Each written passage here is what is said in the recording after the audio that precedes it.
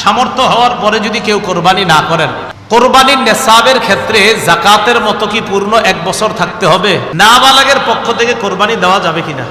প্রথম কথা, দরিদ্র ব্যক্তির উপর কোরবানি ওয়াজিব না, কারণ তার কাছে নেসাব পরিমাণ সম্পদ নাই। কিন্তু যদি সে কোরবানি করার নিয়তে কোনো পশু ক্রয় করে, তো কোরবানি নামক এই ইবাদতটা আমরা করব, করার ক্ষেত্রে আমরা মাসালাগুলা খুব ভালোভাবে মনে রাখবো। মাথায় রাখবেন, এই মাসালা আমাকে কেউ জিজ্ঞাসা করে নাই, এই মাসালাগুলা কেউ কিন্তু জিজ্ঞাসা করে না। এটা কেন বলতেছি? কারণ আপনারা আবার আজকের এইগুলা জিজ্ঞাসা করে প্রত্যেক মাহফিলে যে আমার মাসালা জিজ্ঞাসা করব না, আমি সরাসরি মাসালা দিতে পারি না, যোগ্যতাও রাখি না, মাথায় রাখবেন। এই জন্য আমারে কি কোনো মাহফিলে মাসালা জিজ্ঞেস করে না, হুজুর এটা বলেন, জি না, আমি নগদ মাসালা দেওয়ার যোগ্যতা রাখি না, ওই যোগ্যতা এখনো হয় নাই, কখনো হইলে বলে দিব। মাসালা মন দিয়ে শুনেন। কোরবানির গুরুত্বপূর্ণ অনেকগুলা মাসালা বলা হবে, একদম মন দিয়ে শুনবেন মাসালাগুলা। প্রথম কথা, সামর্থ্য হওয়ার পরে যদি কেউ কোরবানি না করেন, মুসনাদে আহমদের একটা বর্ণনা আছে, 16 নম্বর খণ্ড 120 নম্বর পৃষ্ঠা। রাসূলুল্লাহ সাল্লাল্লাহু আলাইহি সাল্লাম বলেন, মান ওয়াজাদা সাআ, কারো যদি সামর্থ্য থাকে, থাকার পরেও আলাম ইউদাহি, সে কোরবানি দেয় না, সামর্থ্য আছে কোরবানি দেয় না, ফালা ইয়াকরাবান্না মুসাল্লানা, সে যেন আমাদের ঈদগাহে না আসে। রাসূলুল্লাহ সাল্লাল্লাহু আলাইহি সাল্লাম বলেন, সামর্থ্য থাকার পর যদি কেউ কোরবানি না দেয়, সে যেন আমাদের ঈদগাহে না আসে।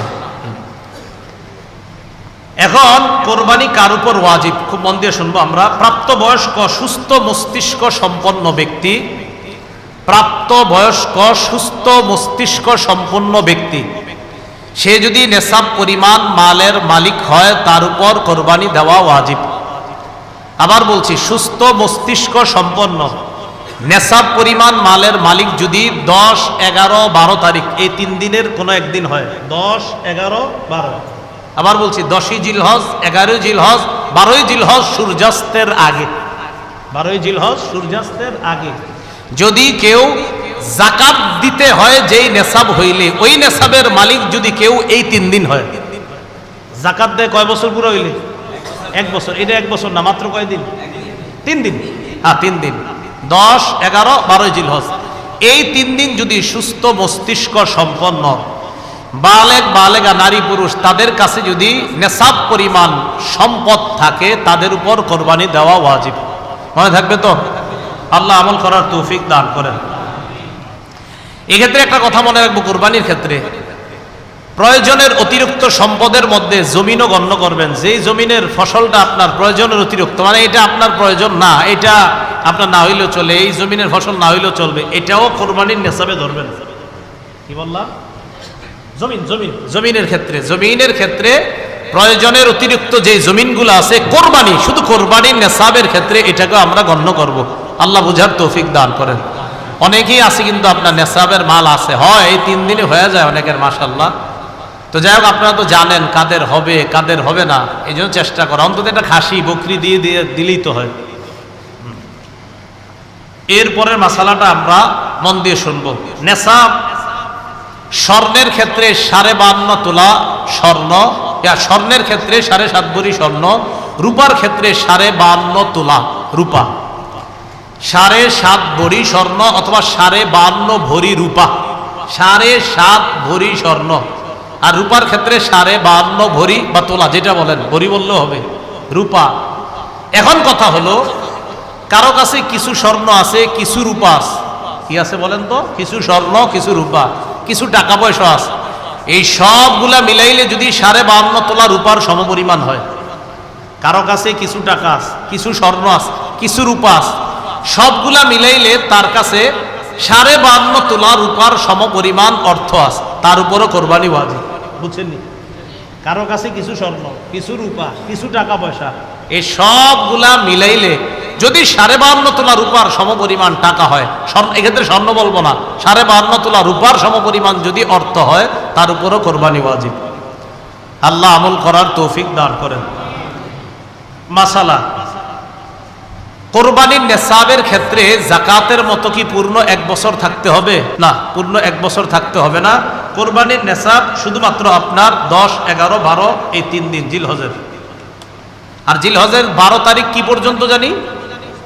হ্যাঁ, সূর্যাস্ত পর্যন্ত, এই 3 দিন। এবার আসেন নাবালেগের কোরবানি।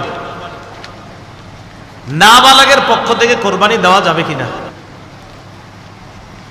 নাবালেগ যদি নেশাব পরিমাণ মালের মালিক হয়, নাবালেগ যদি নেশাব পরিমাণ মালের মালিক হয়, শিশু কিশোর অথবা সুস্থ মস্তিষ্ক সম্পন্ন ব্যক্তি না, এমন ব্যক্তির টাকা পয়সা আছে। একটা ব্যক্তির মাথা ঠিক নেই, 3 তলা 4 তলা বাড়ি আছে, কথার কথা এর নামে আছে, হয়তো অন্যরা তাকে দেখাশোনা করে, তাহলে শিশু কিশোর তাদের টাকা আছে কোরবানি দেওয়ার মতো, নেশাব পরিমাণ মালের মালিক তারা। আরেকজন যার সুস্থ মস্তিষ্ক নাই কিন্তু টাকা আছে, নেশাব পরিমাণের মাল এই সম্পদ আছে যেটা দিয়ে কোরবানি দেওয়া যায়, তাদের উপর কোরবানি ওয়াজিব না। বলেন তাদের উপর কোরবানি? তাহলে বলেন তো, কোনো শিশুর নেশাব পরিমাণ মাল আছে, কোরবানি ওয়াজিব না। কোন অসুস্থ যার মস্তিষ্কটা সুস্থ না, তারও নেশাব পরিমাণ মাল আছে, কোরবানি ওয়াজিব। কারণ কোত্থেকে বের হয়েছে? বর্তমান হিসাব অনুযায়ী প্রায় 78 কিলোমিটারের কাছাকাছি। 78 কিলোমিটার, কিলো কিলো যেটা আপনাদের এই রাস্তাঘাটে এখন লাগায় রাখে কিলো, তাহলে 48 মাইল। বলেন 48 মাইল, আর কিলো হইলে প্রায় 78 কিলোর কাছাকাছি। যদিও 72 কিলো অনেকে বলে, কিন্তু আসল সম্ভবত আপনার সঠিক মাসালাটা হবে 78 কিলোর কাছাকাছি হওয়া। এরপর ওলামায়ে কেরাম আছেন, তাহকিক করার তো অবশ্যই সুযোগও থাকে।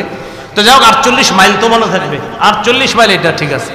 তো কেউ 48 মাইল দূরত্বে যাওয়ার নিয়ত করে গন্তব্য থেকে বের হয়েছে, আর কিলো অনুযায়ী বললাম কত, প্রায় 78 কিলোমিটার, এই পরিমাণ যাওয়ার নিয়তে বের হয়েছে, তার উপর কোরবানি ওয়াজিব না। তার উপর কোরবানি ওয়াজিব না, না তার উপর কোরবানি ওয়াজিব না। এরকম মুসাফিরের উপর কোরবানি ওয়াজিব না।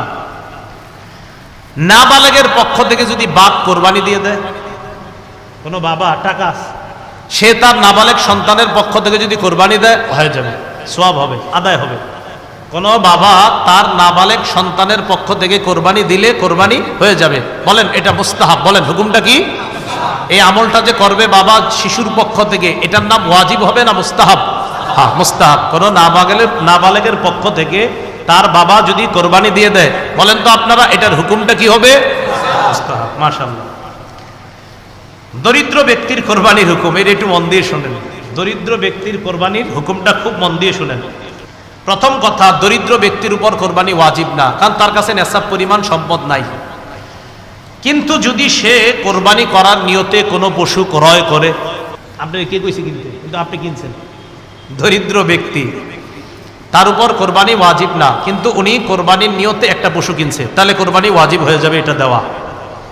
দরিদ্র ব্যক্তি যার উপর কোরবানি ওয়াজিব না, তিনি যদি কোরবানির নিয়তে পশু ক্রয় করে, তার জন্য এই কোরবানি পশুটা কোরবানি করা ওয়াজিব হয়ে যায়। মনে থাকবে নি? তাহলে বলেন তো, দরিদ্র ব্যক্তির উপর কি কোরবানি ওয়াজিব না? যদি কিনে, তাহলে ওই পশু কোরবানি করা কি হয়ে যায়? ওয়াজিব হয়ে যায়। আল্লাহ বুঝার তৌফিক দান করেন।